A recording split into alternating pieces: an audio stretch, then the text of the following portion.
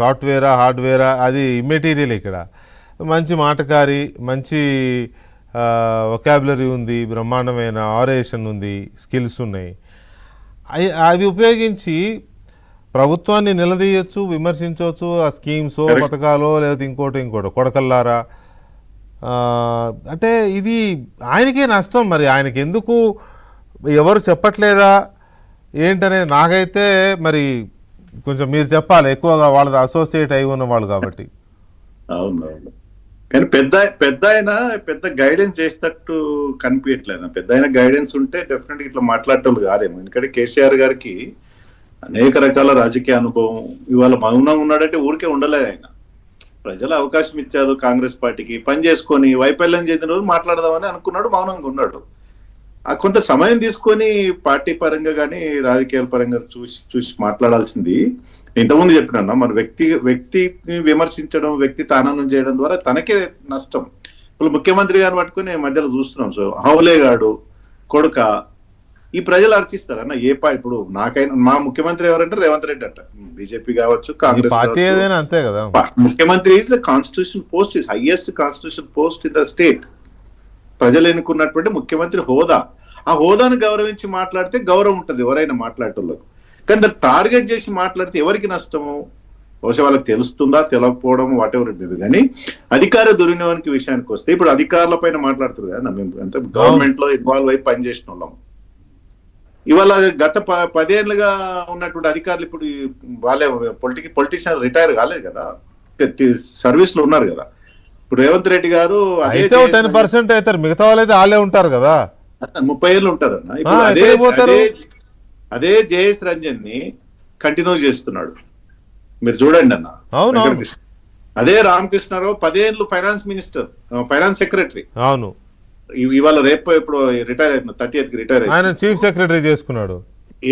Chief secretary అంతకుముందు శాంతకుమార్ గారు chief secretary. అవును, వరుసగా ఇప్పుడు కూడా రామకృష్ణారావు గారు చీఫ్ సెక్రటరీ రిటైర్ కాగానే అడ్వైజర్ గా పెట్టుకుంటున్నాడు. ఇప్పుడు మహేందర్ రెడ్డి గారు అప్పుడు తన కీలకమైన పోస్టే, తర్వాత డీజీపీ అయ్యాడు. ఇప్పుడు ఆనంద్ గారు అప్పుడు కీలకమైన పోస్ట్, ఇప్పుడు డీజీపీ అయ్యాడు.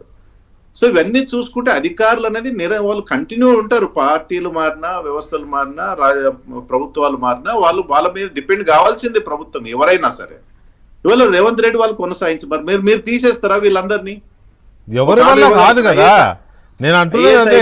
ఆఫీసర్ ని కనీసం సస్పెండ్ చేసే అధికారం రాష్ట్ర ప్రభుత్వాలకు ఉండదు. డిఓపిడి చూసుకుంటది, వాళ్ళ నుంచి తెచ్చుకోవాల్సిందే పర్మిషన్.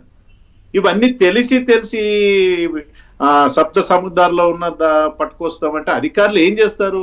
ఏ ప్రభుత్వం చెప్తే ఇప్పుడు మీ ప్రభుత్వంలో జరగలేదా? పలానోని అర్ధరాత్రి అరెస్ట్ చేయమంటే ఈశ్రీ, సంజయ్ మీద 107 కేసులు పెట్టమంటే పెట్టిండ్రు.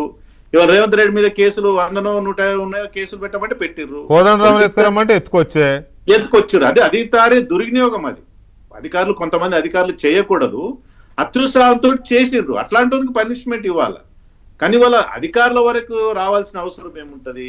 ఎవరు ప్రభుత్వం ఉంటే వాళ్ళ పంత వాడతారు, వాళ్ళ పాలసీలు కొనసాగించబడతారు, వాళ్ళు చెప్పినట్టు నడవాల్సిందే, జ్యూజర్ అనాల్సిందే. లేకపోతే జస్ట్ ఏదో ట్రాన్స్ఫర్ అవుతారు, అంతకన్నా మించి ఏం ఉండదు. ఏం చేయలేరు,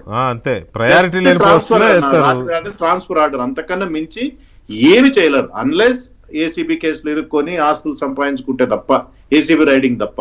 అది కొన్ని సెక్షన్స్, కొన్ని డిపార్ట్మెంట్ అది అందరికి వర్తించదు అది. సో ఇవాళ అధికారుల పైన మాట్లాడడం అనేది ఎవరు కూడా పాజిటివ్ గా రిసీవ్ చేసుకోరు, సమంజసం కూడా. ప్రభుత్వం అంటే ఎవరు? ముఖ్యమంత్రి, క్యాబినెట్, తర్వాత చీఫ్ సెక్రటరీ కింద ఉన్నటువంటి అన్ని డిపార్ట్మెంట్ల హెడ్. ముఖ్యమంత్రి మారొచ్చు, క్యాబినెట్ మారొచ్చు, ఎమ్మెల్యేలు మారొచ్చు, అందరు మారొచ్చు, కానీ అధికారులు మారరు కదా. ఇంకోటన్నా, ఉన్న 100 మందితోనే నువ్వు కాపురం చేయాల్సిందే, ఇష్టం ఉన్నా లేకపోయినా. విచిత్రం ఏందన్నా, అధికారులకే సుప్రీం అథారిటీస్ ఉంటాయి. అవును, ఎమ్మెల్యే అయినా అధికారికి చెప్పాలి, కలెక్టర్ కి చెప్పాలి. అవును, మంత్రి గారికి అన్ని ఫైల్స్ రావు. చాలా పాలసీ డిసిషన్ సంబంధించిన ఫైల్స్ మంత్రి గారు జీవో ఇష్యూ చేసేది అధికారులు. ఎగ్జాక్ట్లీ, ప్రిన్సిపల్ సెక్రటరీస్ అందరు అధికారులే నడిపిస్తారు ప్రభుత్వం. పొలిటీషియన్స్ కంటే సమయం ఉండదు, ఆ సబ్జెక్ట్ కూడా నేర్చుకోరు చాలా మందికి. ఎందుకంటే నిత్యం పబ్లిక్లు ఉంటారు, పొద్దున్న లేసే కార్యకర్తలు వస్తారు, వాళ్ళతోటి సరిపోతుంది. అధికారి ఏ ఫైల్ తెస్తే గుడ్డిగా సంతకం పెడతారు 99%. కొంతమంది మాత్రమే ఫైల్ చదివే అవకాశం ఉంటది, చదువుకొని కొంతమంది నేర్చుకుంటారు. గైడెన్స్ కొంతమంది పాయింట్స్ చదువుతారు, కొంతమంది సీఎంకైనా మినిస్టర్లకైనా ఇది కరెక్ట్గా లేదు, ఈ ఫైల్ ఇట్లా చేయొద్దని బ్రీఫింగ్ చెప్పే వాళ్ళు కూడా ఉంటారు. అయినా సరే మినిస్టర్ సీఎం లేదు లేదు ఇది మా చేయాల్సిందే అంటే ఓకే సార్ అని డిసెంట్ పెట్టేవాళ్ళు కొంతమంది ఉంటారు, కొంతమంది తల ఊపి సంతకం పెట్టేవాళ్ళు ఉంటారు. తర్వాత అనుభవిస్తారు కేసులు ఏమైనా అయితే. కేసులు అయితే వాళ్ళు కదా కోర్టు చుట్టూ తిరిగేది, వీళ్ళు తిరగరు. కరెక్ట్.